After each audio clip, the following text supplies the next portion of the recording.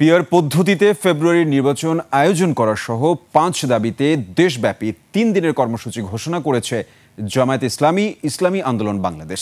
আর ৬ দফা ঘোষণা দিয়েছে খেলাফত মজলিস। আলাদা আলাদা সংবাদ সম্মেলনে এ ঘোষণা দেন দলের নেতারা। দাবি না মানলে কঠোর আন্দোলনে যাওয়ার হুঁশিয়ারি দেন তারা। রাশেদ রায়হানের রিপোর্ট। ওয়ালটন এখন দেশের সীমানা পেরিয়ে পৌঁছে গিয়েছে ৫০টিরও বেশি দেশে। ওয়ালটন, ঘরে ঘরে, বিশ্বজুড়ে।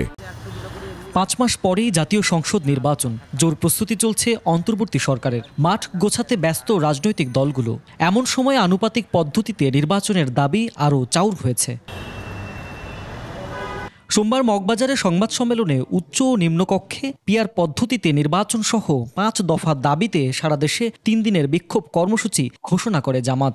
দলটির নায়েবে আমির ডাক্তার সৈয়দ আবদুল্লাহ মোহাম্মদ তাহের বলেন, পিয়ার পদ্ধতিতে ভোট আয়োজনে কোনো পদ্ধতিগত জটিলতা নেই। একতরফাভাবে ইসি নির্বাচনের রোডম্যাপ ঘোষণা করেছে বলে অভিযোগ এই জামাত নেতার। ইলেকশন কমিশন যে কথা বলছে যে ট্রেডিশনাল পদ্ধতিতে নির্বাচন করা, এটাও সংবিধানে নেই।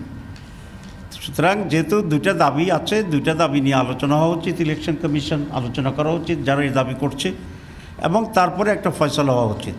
এইটা নির্ধারণ না করে একতরফাভাবে আগের নিয়মে ইলেকশন কমিশনের রোডম্যাপ ঘোষণা করাটা একটি অন্যায় হয়েছে। জনগণের দাবিসমূহ কার্যকর করার কোনো পদক্ষেপ গ্রহণ করা হচ্ছে না। এমত অবস্থায় জনগণের দাবি আদায়ের জন্য গণ আন্দোলনের কোনো বিকল্প নেই। জামাতের সঙ্গে মিল রেখে আগামী বৃহস্পতিবার থেকে একই দাবিতে ৩ দিনের বিক্ষোভ কর্মসূচি ঘোষণা দিয়েছে ইসলামী আন্দোলন বাংলাদেশ। উভয় কক্ষে পিয়ার পদ্ধতিতে সংসদ নির্বাচন না হলে সমমনা দলগুলোকে নিয়ে আন্দোলনের হুঁশিয়ারি দিয়েছে দলটি। পিয়ার নিয়ে সরকার যে আচরণ করেছে তা দুঃখজনক। আমরা সরকারের এই আচরণের তীব্র নিন্দা ও প্রতিবাদ জানাই এবং পিয়ার পদ্ধতিতে আগামী নির্বাচন আয়োজনের প্রয়োজনীয় ব্যবস্থা নেওয়ার দাবি জানাচ্ছি। দাবি আদায় না হওয়া পর্যন্ত আমরা ধারাবাহিক কর্মসূচি পালন করব এবং ক্রমান্বয়ে কর্মসূচি কঠোর থেকে কঠোরতর হবে। গণভোটের মাধ্যমে জুলাই সনদের সাংবিধানিক ভিত্তি, উচ্চকক্ষে পিয়ার ও দেশের সব প্রাথমিক বিদ্যালয়ে গানের শিক্ষক নিয়োগের প্রজ্ঞাপন বাতিল করে ধর্মীয় শিক্ষক নিয়োগের দাবি জানিয়েছে খেলাফত মজলিস। উচ্চকক্ষে পিয়ার না হলে উচ্চকর আকারে প্রয়োজন দাঁড়াচ্ছে না কার্যত। কারণ নিম্নকক্ষের অ্যাপ্লিকা যদি উচ্চক হয় তাহলে এটা করা দরকারটা কি? কিন্তু মানুষের ১০০ মানুষের বাধ্যবাধকতা করা, তো এটা করার প্রয়োজন আমি মনে করি নাই। পিয়ার হলে এটাকে তাৎপর্য হবে এবং সব দলের কি অংশগ্রহণ থাকবে এর মধ্যে।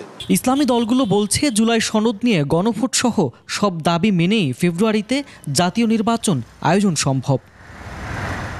রাশেদ রায়হান, ২১ টেলিভিশন, ঢাকা।